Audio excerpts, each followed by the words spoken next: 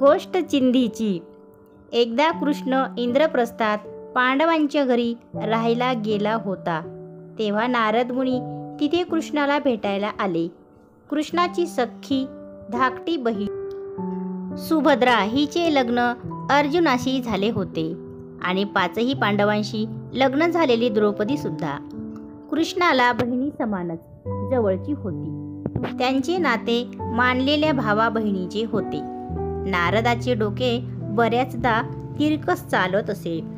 त्यांनी कृष्णाला विचारले, प्रभू, तुम्हाला आधीच एक सख्खी बहीण असताना तुम्ही द्रौपदीला कशासाठी बहीण मानता?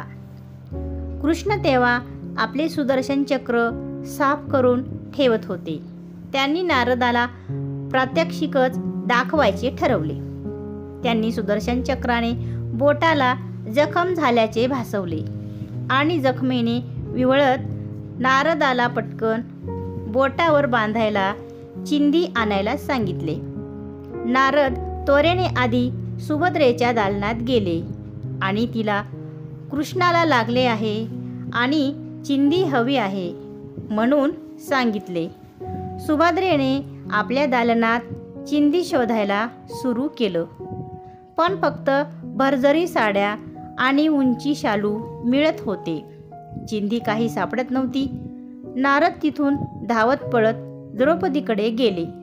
द्रौपदी आपल्या मुलांशी खेळत होती. नारदाने कृष्णाला लागले आहे आणि त्याला बांधायला चिंधी हवी आहे हे सांगता क्षणी द्रौपदीने आपल्या अंगावर नेसलेल्या साडीचा पदर घेतला आणि टरकन एक मोठा तुकडा फाडला आणि नारदाला दिला. नारद तो तुकडा घेऊन आश्चर्याने कृष्णाकडे परत गेले. कृष्णाच्या सख्या बहिणीने भावाच्या जखमेसाठी पटकन कपडा न देता चांगले कपडे सोडून चिंधी शोधण्यात वेळ घालवला होता आणि मानलेली बहीण द्रौपदीने मात्र पुढचा मागचा विचार न करता पटकन आपल्या किमती साडीला फाडून आधी कृष्णाचा विचार करत चिंधी दिली होती. ते परत गेले तेव्हा कृष्ण हसत त्यांचीच वाट बघत होते. मिळाले का उत्तर तुम्हाला? सख्खे असो वा परके, त्याने फरक पडत नसतो. मनातलं प्रेम महत्त्वाचं आणि मी नेहमीच प्रेमच शोधत असतो.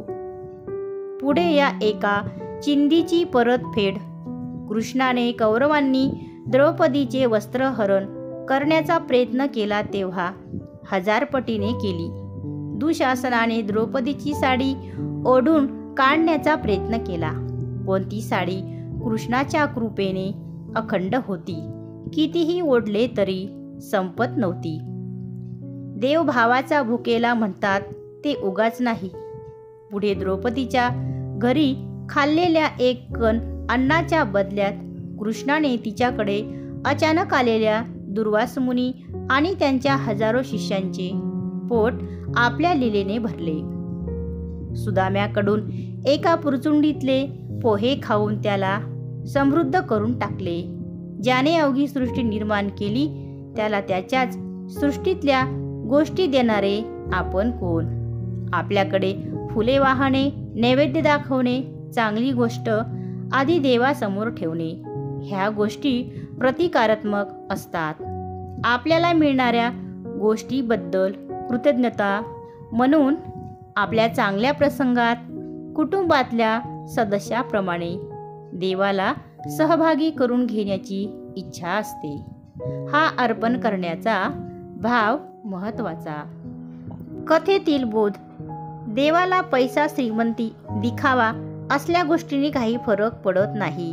त्याला आपल्या सदाचारी भक्तांनी अर्पण केलेली साधी चिंधी सुद्धा मोलाची असते.